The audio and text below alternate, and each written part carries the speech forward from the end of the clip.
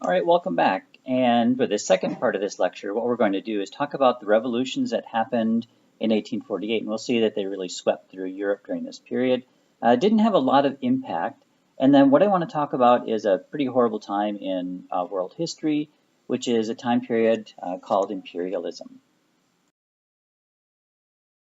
Okay, so let's move on to 1848.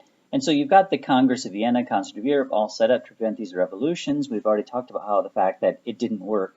You've got revolutions in 1830. You get a whole bunch of revolutions again sweeping this area in 1848. And what really is going on here is that most of them are demanding rights. So again, this is sort of an outflow of the Enlightenment. You've got some places that were spared from this. So I've given you the list here: England, Scandinavia, Russia, and the Ottoman Empire. This whole revolution of 1848 started in Italy. And we haven't really talked about Italy very much, but it was a whole series of different kingdoms. It started in a kingdom called the Kingdom of the Two Sicilies, which was in the southern part of Italy. And it's kind of surprising that it starts there because Italy was considered to be, or this part of Italy was considered to be one of the most conservative areas. But a liberal movement got started, and very quickly the Italian government in the Kingdom of Two Sicilies fell. And you get a brand new government and you get a constitution. Now, news of this swept through Europe, and all of a sudden lots of other countries wanted to have their own revolution. So again, France rises up in revolution. It's a pretty interesting one. You've got the king, Louis Philippe, sometimes called the bourgeois king. He was forced to go out of office. And one of the reasons, or one of the ways that this happened, is that he had made a law that forbid people getting together in large groups for political reasons. But what he didn't expect is that people bypass this by having banquets. So a banquet is just like what we'd have today, get together to eat. In these banquets, they started to discuss overthrowing the king. And this is exactly what happened. So you get a brand new government called the Republic set up. You also have this area called, or section of time in 1848 in France called June Days. Now we've talked about how the French just could not get along with each other, so they started fighting with each other. You do get an election in December of 1848, and they elected Louis Napoleon. So he was definitely related to the first Napoleon. And what's really interesting is that the whole point of this revolution is to get rid of the kingship. By 1852, they have an emperor again. And so it's Emperor Napoleon III. And this, starting from 1852, starts something called the Second Empire of France.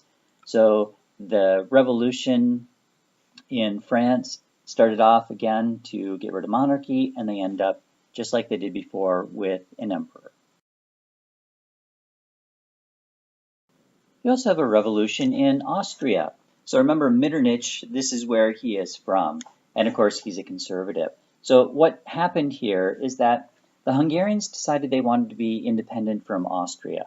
And the Austrians said, okay. The problem, though, is that the Hungarian new government decided to create a military.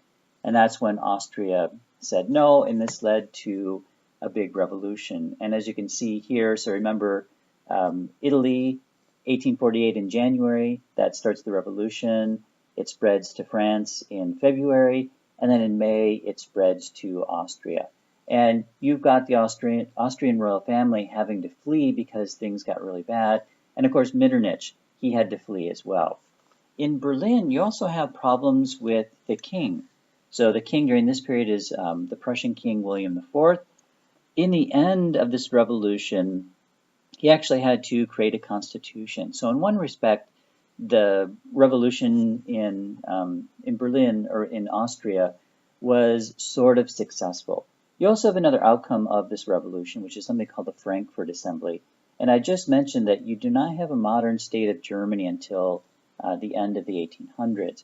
What the Frankfurt Assembly wanted to do is get all of the German states together to try and become one country.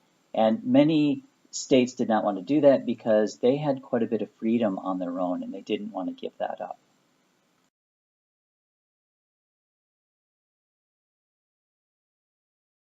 And maybe not surprisingly, many of these revolutions failed. So 1848, very important year in Europe where all these revolutions sweep through and nothing really comes out of it, with the exception of Germany with the new constitution that the king had to sign. And this, of course, made him very unpopular with a lot of people.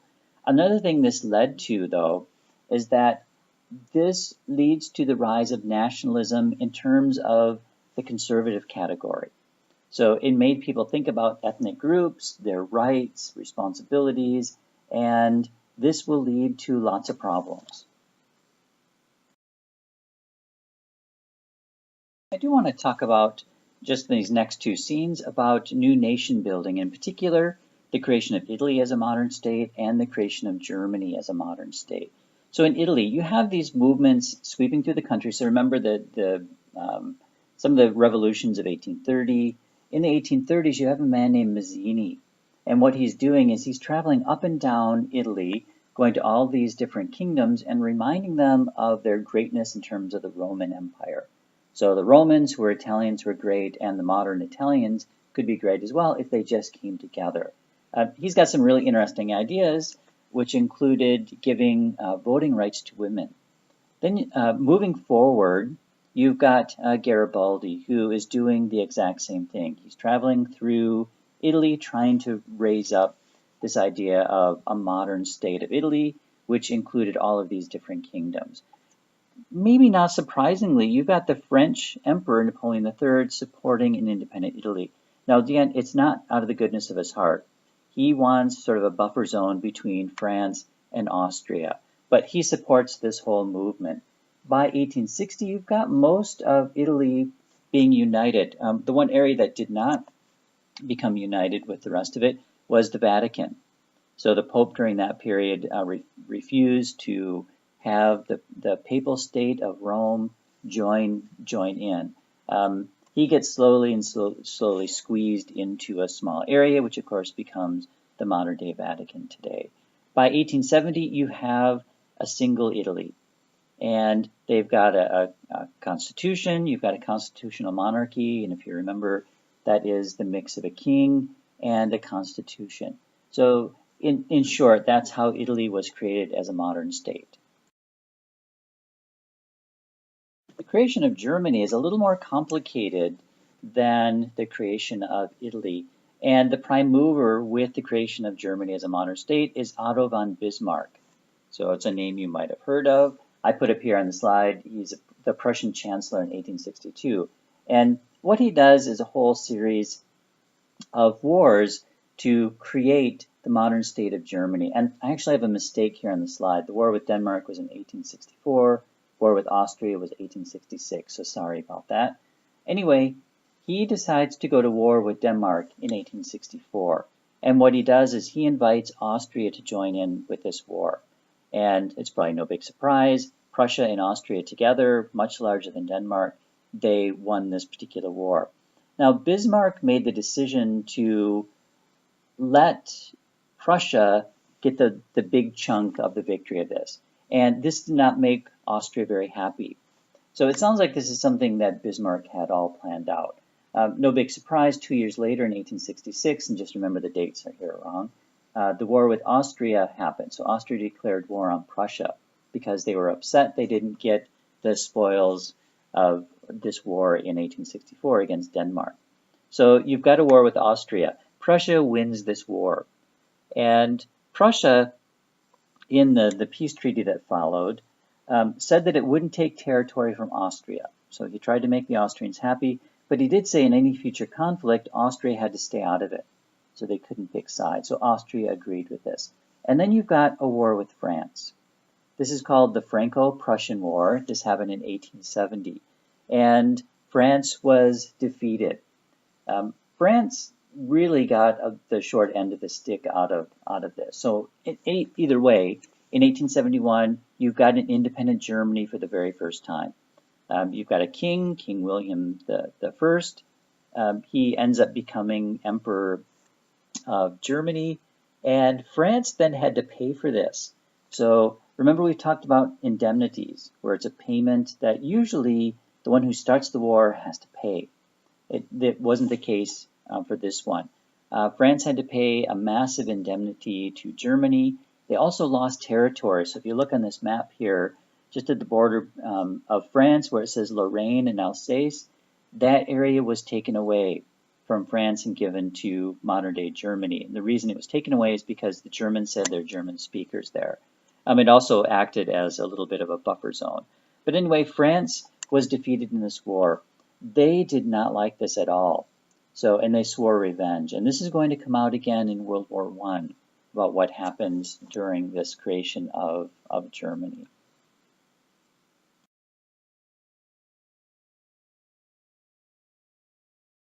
Some other things happening about the same time period. So Hungary becomes autonomous in 1867. Remember, we already talked about how this led to a revolution earlier in 1848, but they do get their independence. Bulgaria becomes independent as well. Now, when Bulgaria became independent, they took over a huge amount of territory, and many European countries didn't like this because Bulgaria was tied with Russia. And so you've got this meeting called the Congress of Berlin, which we'll talk about in just a bit, where the European countries told Russia that Bulgaria had to become smaller, and this is exactly what happened. A little bit later than the period we're talking about, but definitely related to this, is that in 1905, Norway and Sweden divorced each other. And remember, we talked about how you've got Norway and Sweden being thrown together. Again, two different ethnic groups. They wanted to become separate, and in 1905, they finally get this. And it's really bloodless. As I put here, they just divorced each other and became separate countries.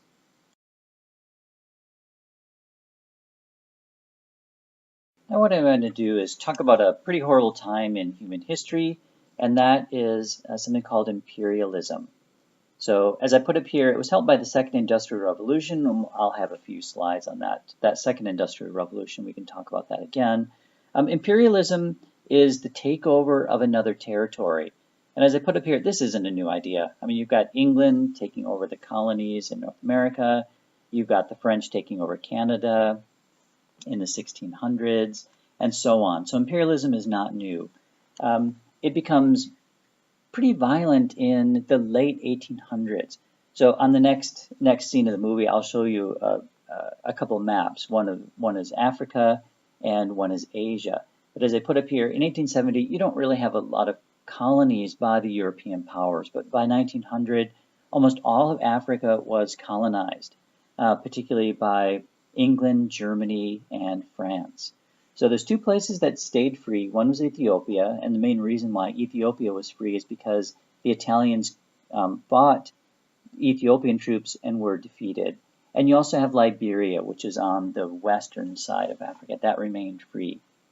You also have imperialism affecting Asia. So in particular, what we're going to talk about is an area called Indochine. That includes modern-day Vietnam, Laos, and Cambodia. This was taken over by the French. So again, in the next scene, I've got a map here of Africa, which you can take a look at. And then the scene after that, and you might want to stop the video to look at these, an image of Asia.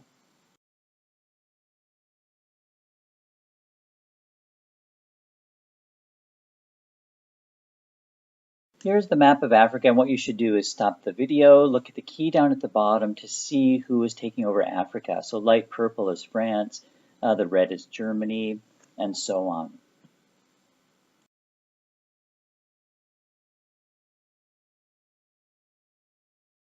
Here too is a map of Asia, where you can see the dark red, which is England, and the yellow, which was, and the purple, which was French. And we'll talk about what's happening in China in the next lecture. And before I talk about imperialism proper, I just want to go quickly through the Second Industrial Revolution. And you don't have to remember all of these things.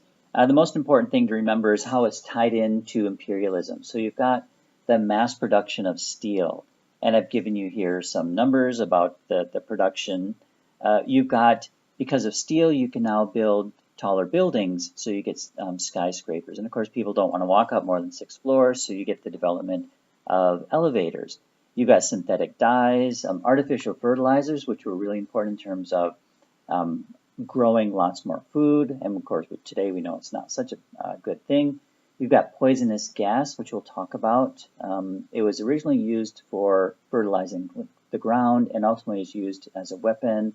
And speaking of weapon, you've got the development of dynamite. And I don't know if you realize this, this was developed by a man named Nobel. So you probably have heard of the Nobel Peace Prize. He developed that because he was pretty horrified that people were using his dynamite invention for war. So that's why we've got a peace prize called the Nobel Peace Prize. Here I've got another long list of things that were developed in the Second Industrial Revolution. Again, you don't have to remember all of these. Electricity, of course, was very important. The telegraph and the telephone, extremely important in terms of imperialism, because when these countries came over, they laid telegraph lines and then later telephone lines so that they could control their colonies with almost instantaneous messages. So those are the two most important things on this slide to remember. In terms of importance of inventions, I just mentioned the telegraph and the telephone and how important they were. Not only did they connect the colonies, they also connected the world. So you could now make a phone call to Australia or wherever you wanted to talk to someone instantaneous. Railroads, too, extremely important in terms of the history of imperialism. So if you remember your first industrial revolution, you've got it starting in England, and then you've got the development of railroads. By the 1850s, you've got the English building railroads in India. And with that railroad, they start taking over more and more areas, and it's easier to move troops and easier to move things that the English wanted from India. So railroads were extremely important during this period.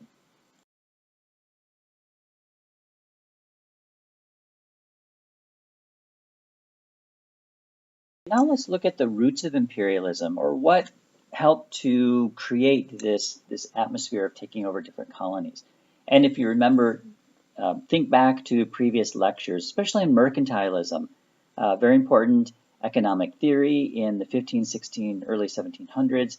This idea comes out again. So of course you've got economic factors. All these colonies, Africa is extremely wealthy, Southeast Asia extremely wealthy in certain things. So this was one drive or one root of imperialism, to take over these areas and use that natural resources. You also have political factors, and this ties in with the next root, which is national rivalries, where England will take over a bit of Africa, and then Germany says, hold on one second, we need a piece of Africa too, and then France stands up and says, we need a piece too. So you've got these rivalries between different countries, and it led to big chunks of the world being taken over. You also have this interesting idea that Europeans had to spread Christianity to people who didn't have it.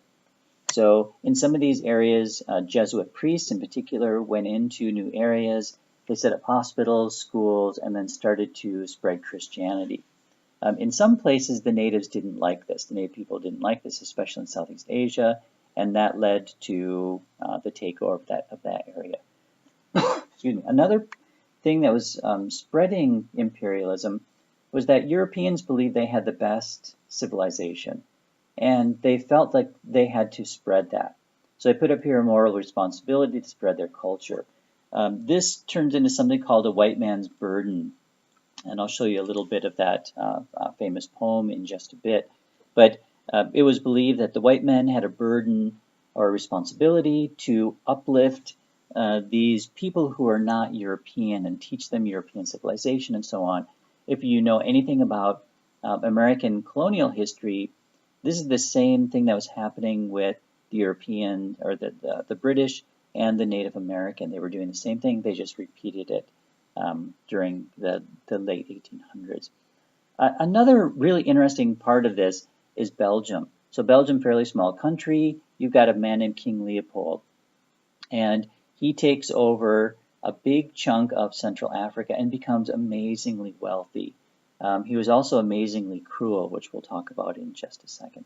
We also have another person who made lots of money here, Cecil Rhodes, made it on gold and diamonds, and if you've ever heard of the Rhodes Scholarship, it's named after him.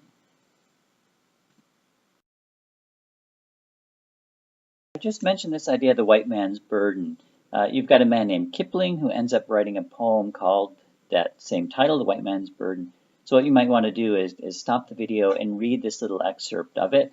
And what I'll do too is I'll also stick up a tag so you can go read the entire thing.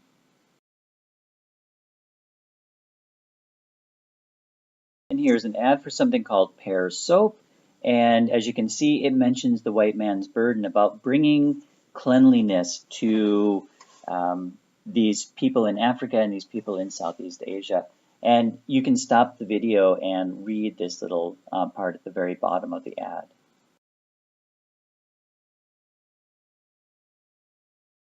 Finally, what I've got here is a political cartoon that showed up in the Detroit Free Press showing a white man carrying a stereotype of an African into a school. So he's walking up this hill, looks like a difficult process, and then you've got the school at the top.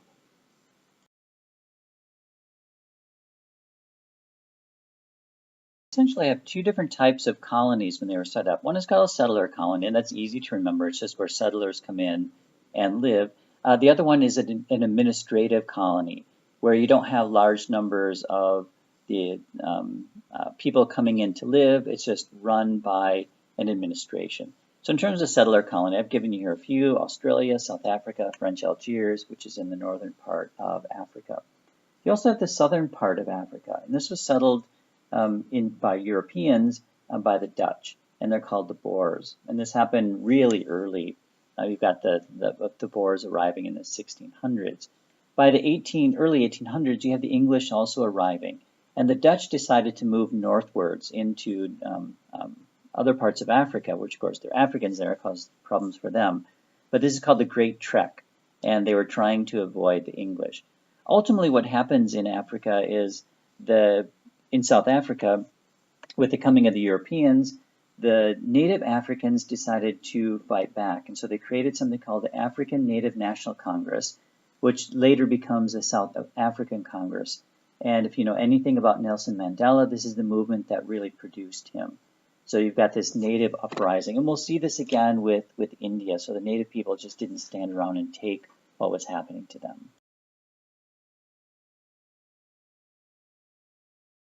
I mentioned French Algiers in the last scene, and this is definitely a settler colony. I've given you a percent here of how much population was actually living in Africa. And of course, remember, this is French, so about 40% of the population were French in French Algiers. I mentioned too, the other type of colony is administrator colony. So one of these is the Belgian Congo, and settled by King Leopold. This was really his private fiefdom. The Belgians didn't really want a colony, didn't quite know what to do with it, but King Leopold made massive amounts of money on this. And he was treating people really badly. As you can see in this picture, lots of people were missing their arms. The reason they're missing their arms is because they had a daily quota. And when they didn't meet the quota of getting their rubber or their palm oil, their arm was chopped off, and then they were sent out to get the same daily quota minus an arm. So Belgian Congo, extremely rich area, palm oil, rubber, ivory. The palm oil and rubber in particular were very important to the Second Industrial Revolution, because if you think about what a car is made up of, you've got rubber gaskets and lots of lubrication and so on. So anyway, King Leopold made lots of money, but lots of people were hurt during this particular period.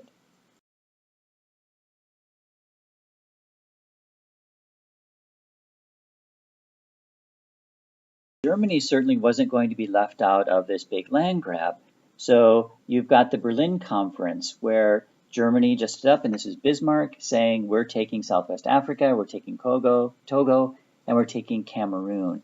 The Germans also took the South Pacific, and this is why you're going to get some fighting between the Germans and the Americans in the First World War in the South Pacific, and it'll lead to issues in the Second World War. I also put up here the Boer War, not totally important, but I had mentioned that the Dutch were in South Africa and the English arrived, and they fought bitterly over this particular area.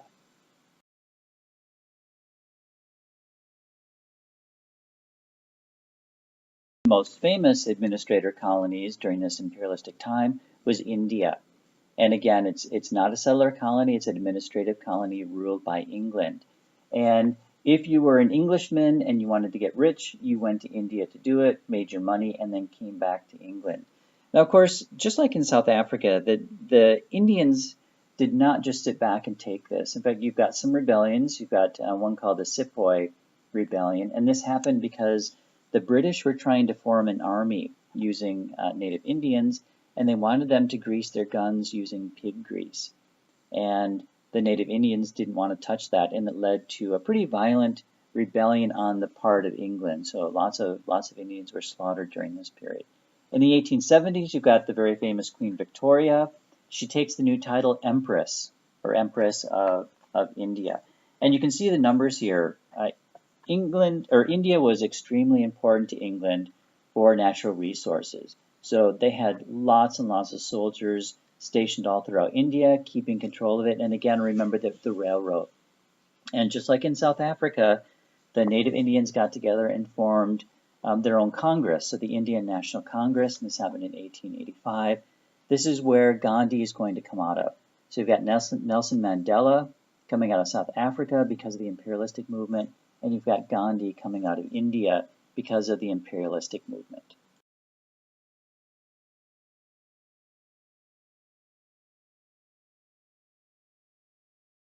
And you've already seen this slide. This is the map of Southeast Asia. And what I want to do is talk about the purple section. So the section called Indochine, which is an area that France took over.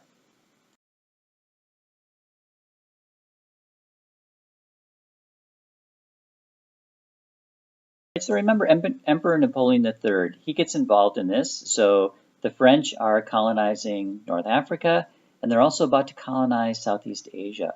And one of the triggers for all of this were these Christian missionaries. They were sent to Vietnam, Laos, and Cambodia, as they're called today, and the native people didn't like it.